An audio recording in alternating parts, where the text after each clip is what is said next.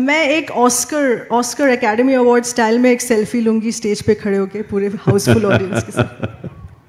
जरूर।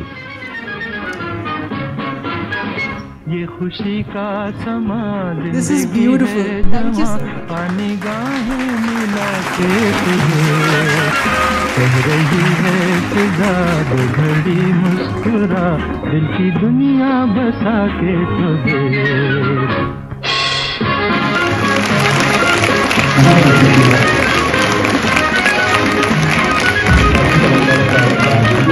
मौसम नया आ गया लेकर फसाने में। इस रूप में एक ऑथर के रूप में तो हम बात करेंगे, लेकिन मैं आपको ये बता दूं कि शहर जो है वो एक award winning television news journalist के तौर पर भी उनकी पहचान है। इसके अलावा कल्चरल क्यूरेटर के रूप में 20 से भी मेरा ख्याल है अधिक साल हो गए शहर जो आप इस फील्ड में भी काम कर रही हैं। और प्रिंट हो, टेलीविज़न हो, डिजिटल प्लेटफॉर्म्स हो, एक न्यूज़ कास्टर के रूप में, न्यूज़ एडिटर के रूप में, फीचर कॉरेस्पॉन्डेंट के रूप में आपने बहुत कुछ कंट्रीब्यूट किया है। हुनर टीवी की फाउंडर भी हैं आप, है ना? और जश्न तलत की चीफ क्यूरेटर, एक बड़ा खूबसूरत एक आगाज़ जश्न तलत के रूप में इन्होंने किया है अपने बम्बई वाले नाना के लिए, नहीं बम्बई नाना के लिए। बम्बई नाना ये बम्बई नाना क्या? हम लोग बचपन में बाहर रहते थे, कंट्री से बाहर रहते थे, तो हाँ। गर्मी की छुट्टी में बॉम्बे आते थे छुट्टी मनाने, तो तलत नाना के साथ ही रहते थे। तो मेरे भाई जो मुझसे 4 साल बड़े हैं यहीं बैठे हुए हैं। अच्छा। What he did 35-40 years ago has now made national headlines. Everybody knows that Talat Mahmood is my Bombay Nana because his idea was कि ये देखो ये हमारे एक नाना है जो बम्बई में रहते हैं, तो इनको बम्बई नाना बुलाएंगे। So आपकी यादों में कुछ तस्वीरें, कुछ यादें होंगी मुंबई नाना के लेकर, क्या मायने रखते थे वो आपके लिए? वो मेरे ज़िंदगी में तो बहुत स्पेशल रहे हमेशा। एंड बट जब लोग मुझसे पूछते हैं कि क्या मुझे ये एहसास था कि वो कितने सिग्निफिकेंट थे और पद्म भूषण थे, जब उनको पद्म भूषण मिला तो हम लोग दिल्ली में थे, तो हम लोग उनके साथ थे जब उनको मिला, उनसे मिलने गए। उसके बाद उस वक्त भी मैं स्कूल में थी, और मगर वो हमेशा घर पे एक वेरी स्वीट ग्रैंड अंकल की तरह थे। मैंने अपनी पत्रकारिता शुरू की जब उनको सिर्फ 2-3 साल हुए थे गुजरे हुए, तो मुझे ये हमेशा अफसोस रहता है कि मैंने उनके साथ एक पत्रकार की जैसे बात नहीं की। You know, like you speak about the milestones and the highlights and critically analyse his music. वो मैं उनके साथ कभी कर नहीं पाई। तो वो घर पे हमेशा एक बहुत ही खूबसूरत फैमिली मेम्बर, बॉम्बे में जो नाना रहते हैं, जो आइसक्रीम खिलाने ले जाते हैं, जो he makes sure that our itinerary is taken care of, you know, to go to Juhu, to see, you want to see some film shoots, you want to see some friends. So that is what it essentially was. तो आपके इतने प्रिय मुंबई नाना, जी। 98 में उनका इंतकाल हुआ था जी। ये जश्न तलत की जो सोच थी, शुरुआत थी, उसके पीछे क्या मकसद था? हम समझ तो सकते हैं लेकिन आपके मुंह से सुनना ज़्यादा बेहतर होगा। तो जश्न तलत का एक बहुत ही पर्सनल रीज़न था, बिकॉज़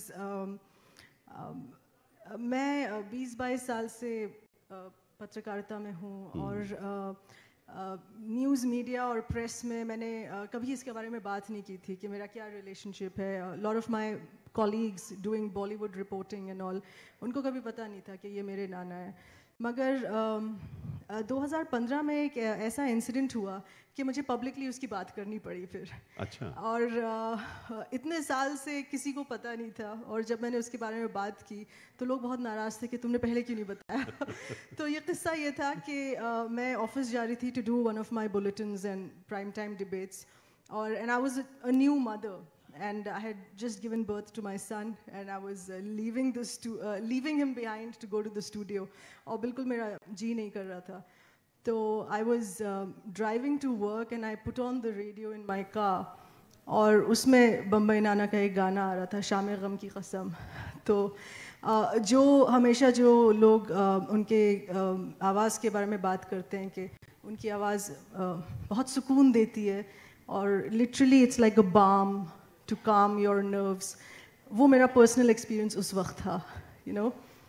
तब मुझे लगा that I must start a concert, a tribute, to be in gratitude of his presence in that sense.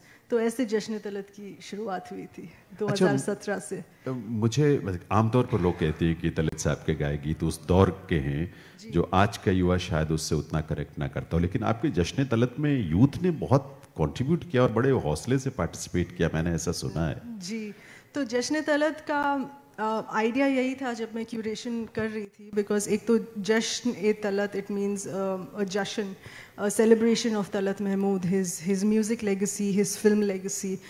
So that was the idea, but I wanted the celebration to be done by participation of the youth, कि नौजवान उसमें गाना गाएं, नौजवान उसमें dance करें।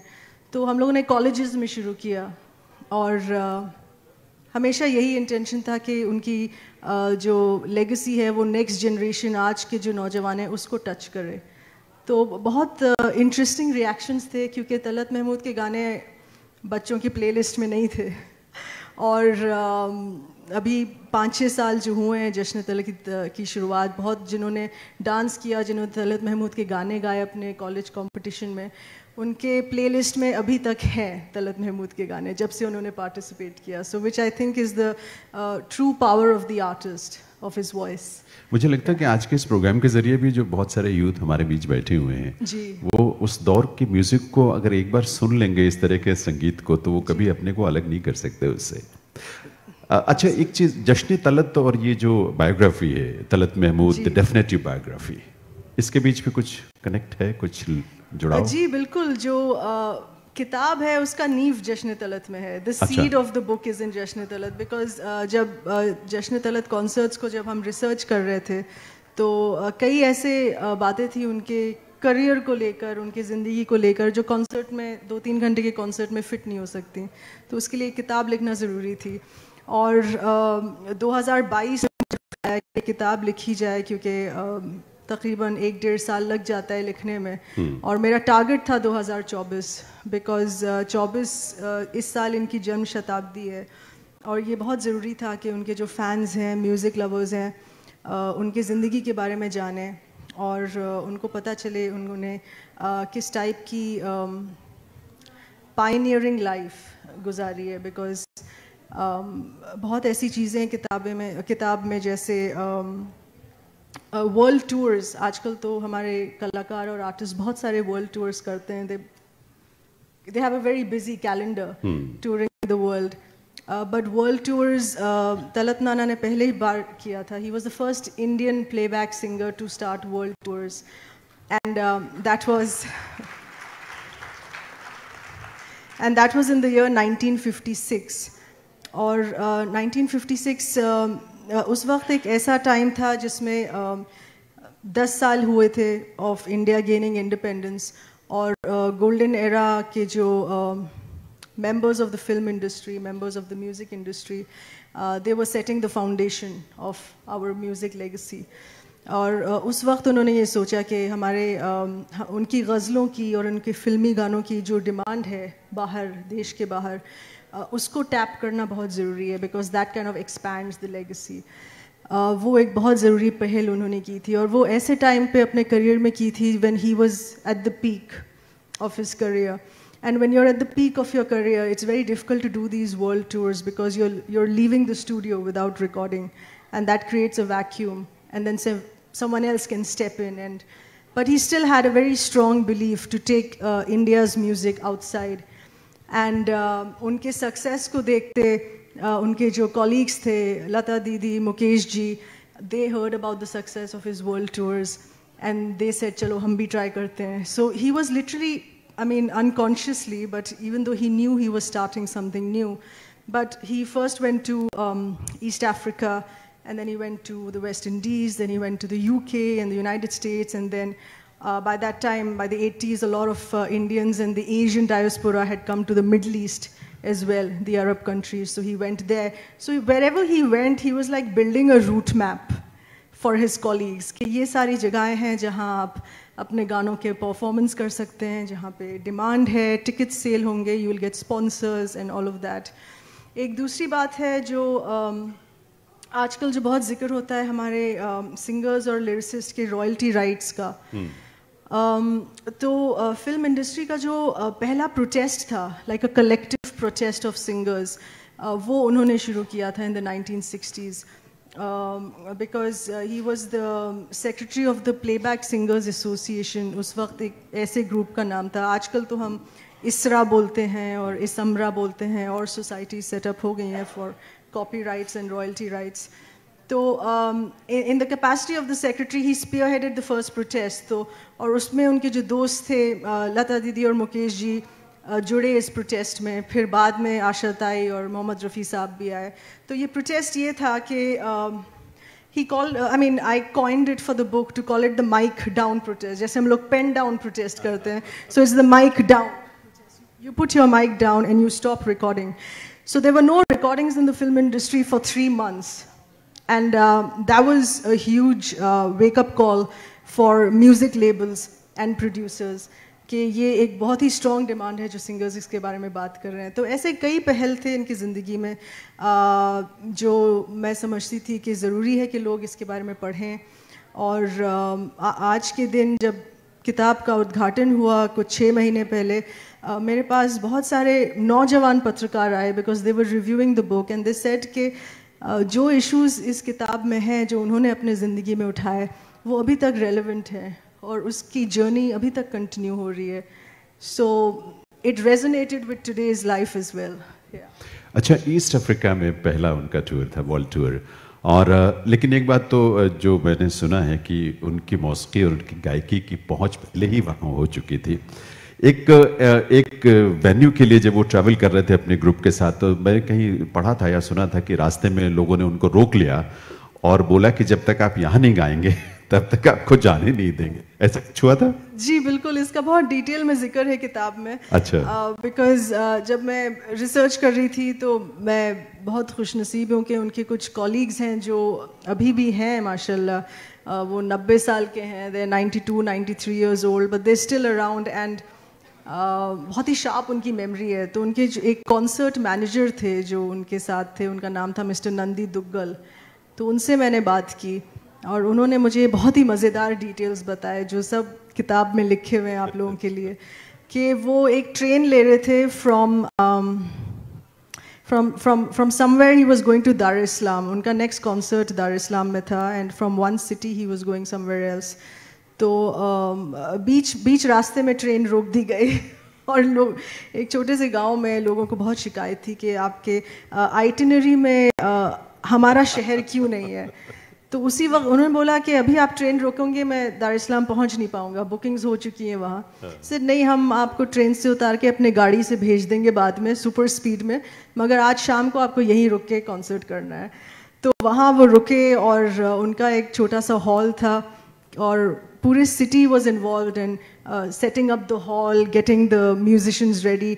जो कुर्सियाँ कम पड़ गई थी लोग अपने घरों से कुर्सी उठा के ला रहे थे हॉल पे कि तलत महमूद को लाइव सुना जाए. तो ऐसे कई मज़ेदार किस्से हैं कि हेलीकॉप्टर्स बुलाए गए क्योंकि क्राउड मैनेजमेंट नहीं हो रहा था, घोड़े बुलाए गए. But he was through out very humble about it. I mean इस तरीके से किसी का जो पागलपन हो. वैसे वो बहुत पहले से था क्योंकि मैंने सुना है कि मैरिट्स कॉलेज जो भातखंडे जो बाद में बना, वहाँ पे जब मौसीकी की तालीम ले रहे थे तो एक दिन कुर्तुलन हैदर मैडम भी थी तब वहाँ पर. हाँ, और कुछ और लड़कियां वो एक साथ कहीं रास्ते में इनसे टकराई. ये कॉलेज के लिए जा रहे थे, रास्ते में उनको रोक लिया कि जब तक गज़ल नहीं सुनाओगे तब तक आपको जाने नहीं देंगे. ऐसा भी हुआ था ना? जी, ये उस वक्त की बात है जब वो भाटखंडे विश्वविद्यालय जो लखनऊ में है वहाँ म्यूज़िक सीख रहे थे, बैचलर्स कर रहे थे. तो कुछ लड़कियां थीं जो बहुत दीवानी थीं क्योंकि वो एक as a student also he was very famous. जब वो भाटखंडे में थे, खूबसूरत भी इतने थे. हाँ, बहुत हैंडसम थे मगर उनकी आवाज़ बहुत मशहूर थी क्योंकि वो कॉलेज शुरू करने से पहले AIR लखनऊ में गाते थे. तो शक्ल से पहले उनकी आवाज़ की पहचान थी। तो जब उनका एडमिशन हुआ तो खबर फैल गई कि वो जो आवाज़ जो हम लोग रेडियो में सुनते हैं वो अब भाटखंडे में पढ़ता है, तो चलो उसको रोकते हैं रास्ते में। अच्छा। तो उनको रास्ते में रोका गया, साइकिल उनकी रोकी गई, वो कॉलेज जा रहे थे। तो कुछ लड़कियों में जिसमें हमारी लेखक कुर्रतुल ऐन हैदर भी थी, तो उनको बीच सड़क पे रोक के उनको बोला अभी गाने सुनाइए। तो उन्होंने गाने सुनाए और उनके प्रोफेसर साहब ने देखा कि ये लड़का आ नहीं रहा है स्कूल, तो उन्होंने उनके फादर वालिद साहब को कॉल करके बोला कि आज तलत ने बंक कर लिया है। तो जब तक वो क्लास पहुंचे उनकी खूब डांट लगी उस पर। अच्छा, जब आकाशवाणी के लिए उन्होंने रिकॉर्ड किया था, और क्या खूबसूरत गज़लें रिकॉर्ड की थी, गालिब की, मीर साहब की थी, जिगर साहब की थी, जाहिर सी बात है तब रेडियो बहुत सुना जाता था और लोगों ने सुना और बहुत पसंद किया। लेकिन एचएमवी के साथ इनका कैसा कनेक्ट हुआ, कैसे जुड़ा हुआ? क्योंकि उसके बाद जो जर्नी एचएमवी के थ्रू शुरू हुई वो बाद में मुंबई तक पहुंची है। एब्सोल्युटली। तो भाटखंडे कॉलेज में कैंपस रिक्रूटमेंट्स होते थे, जो आजकल बहुत कॉमन है in business schools and corporate studies.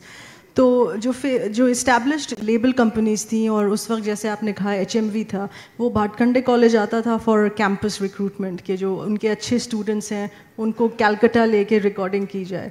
सो इस तरीके से उनका एचएमवी के साथ एसोसिएशन शुरू हुआ।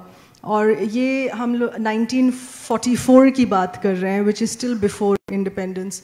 और उस वक्त कलकत्ता जो था, Calcutta was the center of the entertainment industry.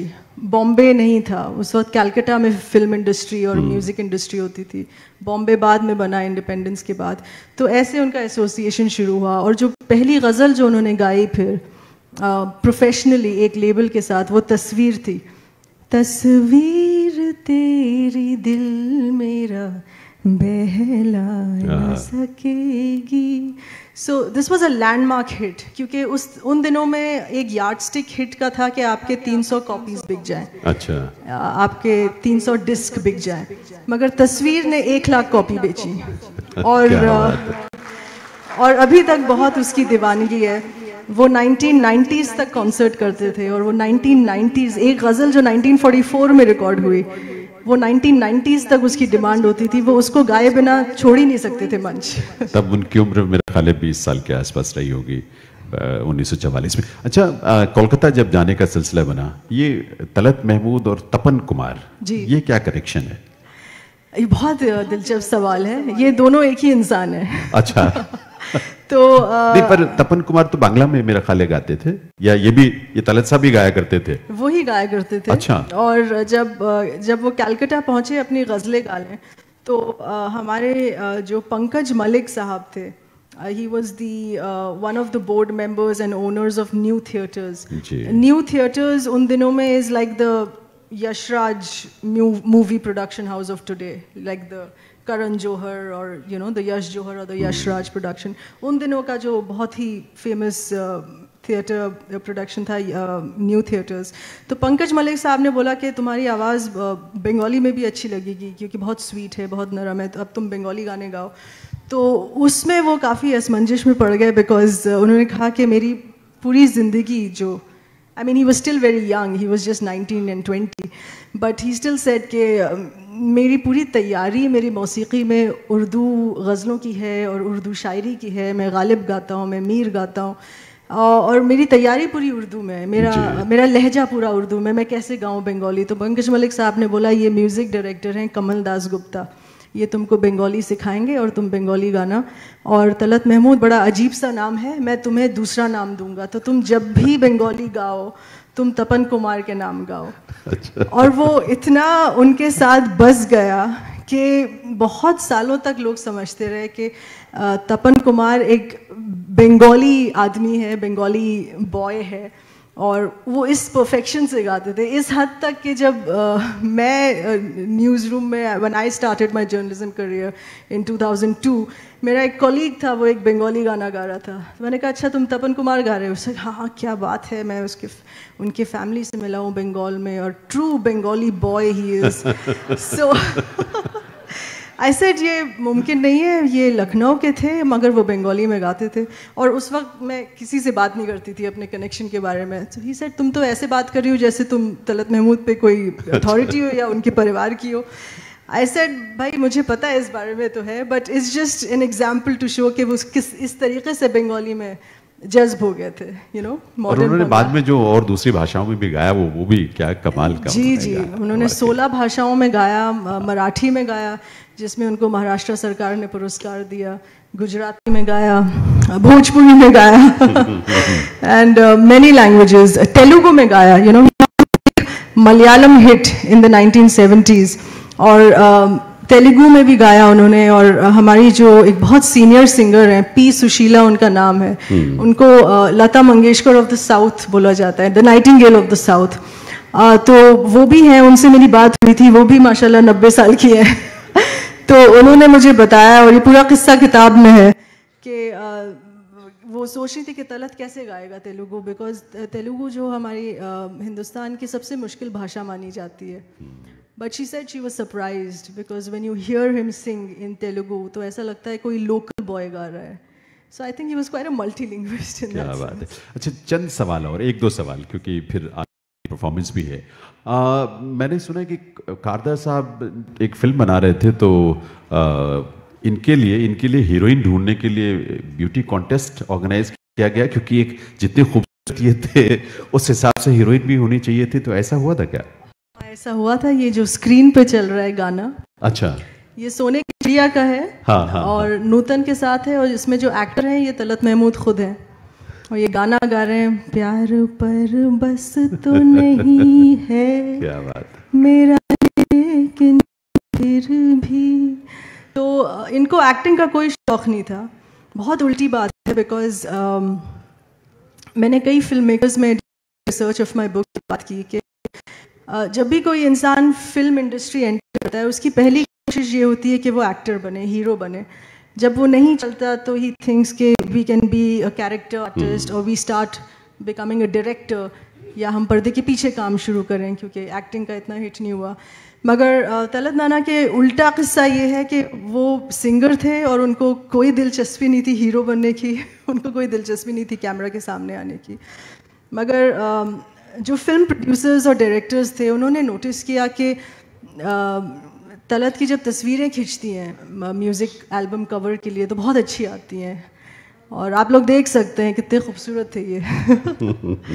तो उन्होंने बोला ये अजीब किस्सा है कि तुम्हारे सिंगर्स, फ्रॉम द सिंगर्स तुम्हारी सबसे बड़ी फ़ैन फॉलोइंग फीमेल फॉलोइंग है, और कई एक्टर्स से ज़्यादा तुम्हारी फीमेल फॉलोइंग है, तो तुम क्यों नहीं आना चाहते कैमरा के सामने। तो उनको बाकायदा घसीट के लाया गया कैमरा के सामने, और उनकी जो पहली जो फिल्म थी, उन्होंने आई थिंक अबाउट 12-13 फिल्म काम किया, एंड बट शुरुआत की फिल्म में you notice, if you see his films, आप लोग घर जाके ज़रूर देखिएगा। You see his, if you notice his films earlier, वो बहुत ज़्यादा शाय थे, so he was a bit stiff in front of the camera. बाद में वो कंफर्टेबल हुए। सोने की चिड़िया is one of his best performances actually that he gave with Nutan. Contest जो आपने बात की, बहुत एक बड़ा अनाउंसमेंट हुआ था कि superstar singer Talat Mahmood first film as hero, as actor, who wants to be his heroine. It was like a Miss India contest, ऐसा एक इश्तहार दिया गया था न्यूज़पेपर में। तो उसमें एंट्रीज आई थी, उसमें जो शॉर्टलिस्ट हुई थी पीस कंवल और श्यामा, फिर उन्होंने एक्टिंग की। तो उनकी पहली फिल्म थी दिले नादान, बॉम्बे में इन 1953 जी। तो तब से उनकी एक्टिंग की शुरुआत भी शुरू हुई। तो चलिए, तलत साहब के बारे में बहुत कुछ और घर जाकर आप सुनेंगे, पढ़ेंगे, देखेंगे, और ये किताब जो बायोग्राफी आपने लिखी है, इसे भी ज़रूर आप एक पढ़िएगा, क्योंकि एक इतने बेहतरीन आर्टिस्ट की जर्नी को, उसके तमाम अप्स डाउन्स, तमाम चैलेंजेस लाइफ में जो रही हैं, उन सब को बहुत अच्छे से, बड़े रोचक, इंटरेस्टिंग तरीके से सहर ज़मां ने उसमें शामिल किया है। Talat Mahmood, the definitive biography. Thank you very much. Thank you. I would like to thank everyone for coming. बहुत शुक्रिया, आप लोगों ने सब वक्त निकाल के कमानी ऑडिटोरियम को हाउसफुल कर दिया, because this is a double celebration. इसमें जश्न Talat has come back after COVID. इसमें हमारे जो presenting partner है मीडिया नेटवर्क्स, इनका भी हमारा साथ था जश्न तलत के साथ. Sudesh was handling publicity for the show. और किताब का भी सेलिब्रेशन आज है, तो आप लोगों का बहुत शुक्रिया. आप जब भी कुछ पूछना चाहें किताब के बारे में मुझसे मिलिए, मैं ज़रूर बताऊंगी. तो इस मंच के लिए बहुत शुक्रिया. Thank you so much. एक बार जोरदार तालियां सहर जमा के लिए. मैं एक ऑस्कर एकेडमी अवार्ड स्टाइल में एक सेल्फी लूंगी स्टेज पे खड़े होके पूरे हाउसफुल ऑडियंस के साथ. जरूर. ये खुशी का समा जिंदगी This is beautiful. Thank you. पानी गाहें मिला के तुझे कह रही है फिजा दो घड़ी मुस्कुरा दिल की दुनिया बसा के तुझे.